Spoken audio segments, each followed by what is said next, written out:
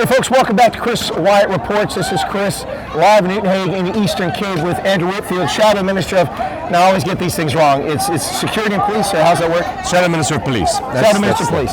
So, the guy that's not Beckett Sealing. The opposite. There you go. 180 degrees the other direction. So, you're here today to celebrate Women's Day. It was a pretty interesting gathering. Yeah, we're here to celebrate Women's Day. I mean, every year in South Africa on this date we celebrate Women's Day. We commemorate the struggles of women in South Africa and also recognize the ongoing challenges that women face, in particular from my portfolio in Parliament, which is policing, the deficiencies in the security cluster in terms of making people feel safe and women feel safe in particular. We've had tremendous incidents of gender-based violence, just the most horrific incidents of rape, gang rapes, mass murders, largely affecting women in rural communities. And so it's a celebration, it's a commemoration, and it's a condemnation of our government, who has not simply done enough to put measures in place to protect women and children. Well, it's actually pretty frightening to be a woman, not just in the Eastern Cape, but in South Africa in general. The gender-based violence against women, of course that can be against men too, but against women is especially horrific. We talk about the number of rapes, but I mean, most rapes never go reported. Imagine how bad it really is. Absolutely. So one of the biggest issues is there's a lack of trust in the police, not just in whether they'll take their case, but whether the case will be investigated properly. So there's a lack of trust, and there's a lack of confidence, if I can put it that way. So a lack of confidence that the police can actually do the job and that people will be caught. And I mentioned in my speech, one of the issues I've been most passionate about is championing our forensics division within the South African Police Service, getting it back on track. That's a disaster. Well, there were 300,000 case exhibits backlogged in March 2021. That is about 3 million individual DNA samples which had not been processed over about 3 years. And so what ultimately happens, a judge cannot continue to hold a suspect. Yeah. They simply let them back out onto the streets. And so we managed to get back on track. I now believe, it's almost breaking news I suppose, that we're back to square one. And the contract management for consumables, the contracts for maintenance of these highly sophisticated machines, they need to be carefully calibrated, they need to be carefully maintained. Those contracts are running out, they haven't been awarded, and so therefore the DNA analysis line in the labs is basically ground to a halt again. So is there not a private sector function that can pick this up and have okay, I'm probably going to hear tender fraud, all sorts of things, but is there not a private sector thing that can pick up this lab responsibility for the government, or does it become a chain of custody issue? Well, chain of custody absolutely is that's the critical issue. How do you overcome the chain? I think it's a legitimate concern. We're still advocating for public-private partnerships. For example, you can do reference indexing, which would not necessarily affect the chain of custody. It would not necessarily be DNA analysis, but simply the reference indexing component of it. There are partnerships with universities, so those are state institutions. So there are sort of relationships where we can augment lab staff from the universities, skills transfers, etc. Ultimately, I believe one of the things that we need to get right is to have a public DNA database, right? So not a database that says these are all of the individual people and this is the DNA we've collected, but to say this is where the backlog is.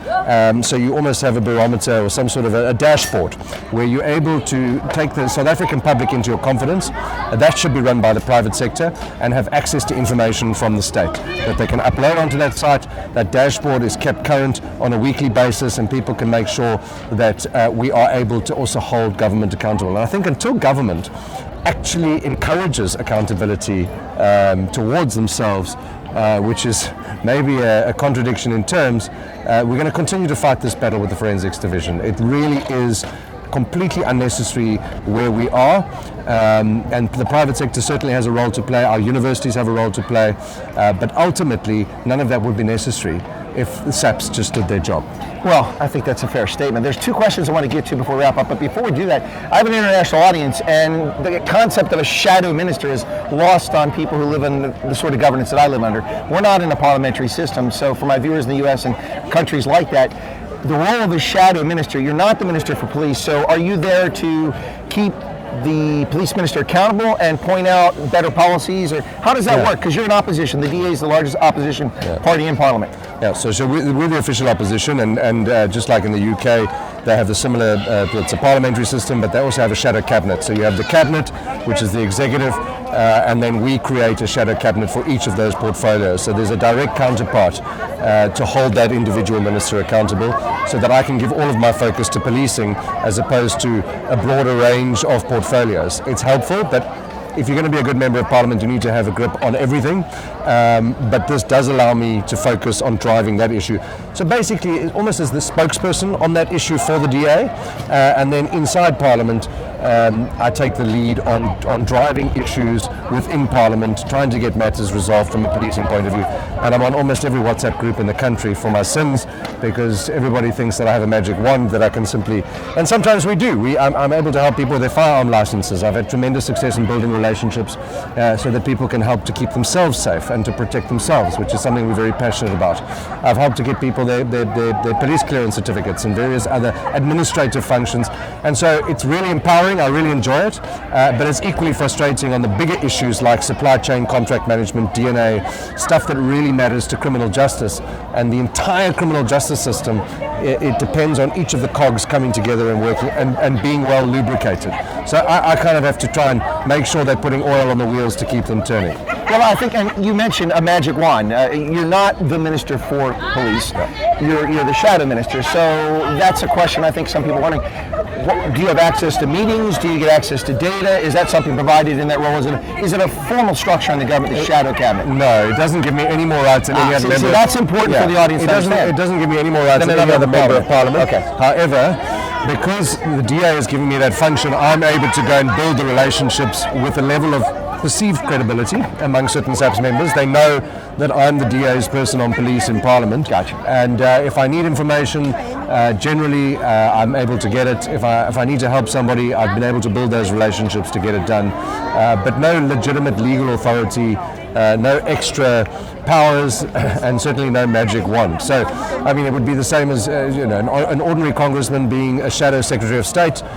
It's a political term. Gotcha. So the audience is clear. All right, last couple things here. You talked about in your speech about grants, like SASA grants and social grants, that sort of thing. There has for a long time been this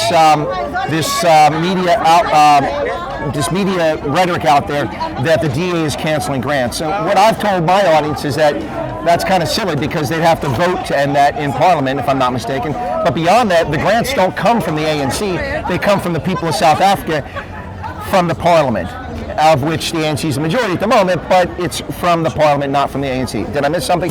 No, you're absolutely right, and I think it's very, very well put. What the ANC has succeeded in doing is conflating the party and the state. Exactly. Right? To such an extent that ordinary members of the public, not because they want to believe it, but because they don't know any better. They don't know any better. They are told the ANC is giving you grants, they say thank you very much, and they don't understand the distinction or separation between party and state. And that is the essence of state capture, right? So in South Africa, when you talk about state capture, the ANC has a document called the National Democratic Revolution. It was their blueprint into government, and in the NDR, it specifically says that the ANC shall control all levers of the state. That is the blueprint for state capture. That is where we are, and that is why there's so much confusion in South Africa. Reminds me of the East Bloc. Yeah, just saying. So I spent some time in the States. I worked in the Massachusetts State Senate for a few weeks doing a work shadow. It was very refreshing to see more bipartisan. I mean, it was 13 years ago, but a lot of bipartisan relationships over key issues that matter to people, as opposed to politicizing every issue. In South Africa, it's the opposite, unfortunately. There's so much politicization over issues, and the weaponization of grants is one of the lowest sort of forms of political contestation. It's right? the most evil thing. It really is. And I mean, our argument today is we shouldn't need grants if the economy is growing and people are getting jobs, but there will always be a necessity for a social safety net. If we are able to grow the economy, increase tax revenue, get more people employed, there will be less need for grants, right? There will still be a need.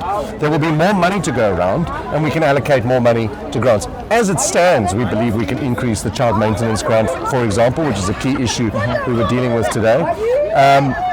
So there are key interventions that are possible right now within the current budget, while the ANC has the majority, and they're still not doing them.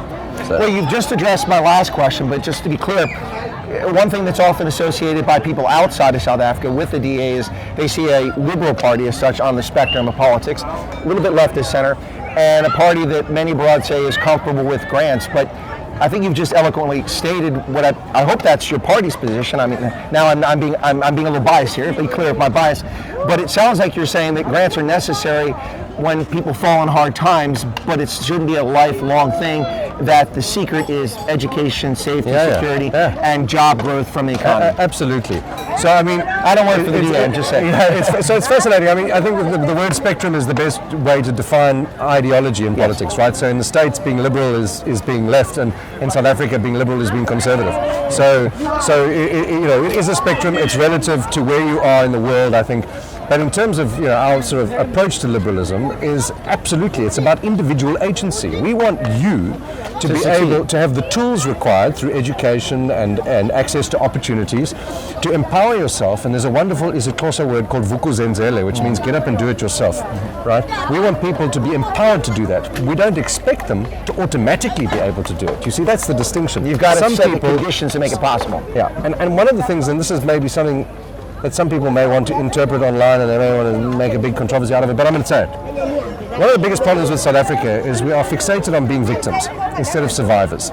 And survivors are forward-looking and victims are backward-looking. And policies of the ANC government victimization are completely designed to keep people in that victim mentality where they are dependent on the state as opposed to independent, where they have full agency to operate as active citizens that don't need to depend on the state.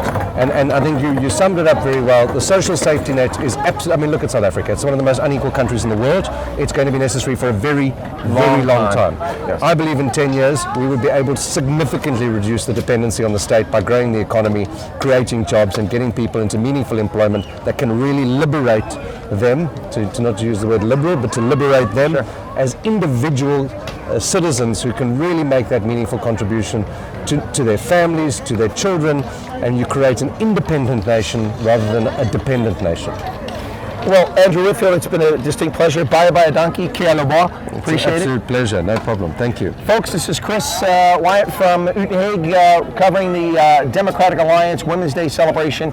Speaking here with Shadow Minister for Police, Andrew Whitfield from the Democratic Alliance. Thanks a lot. We'll catch you next time.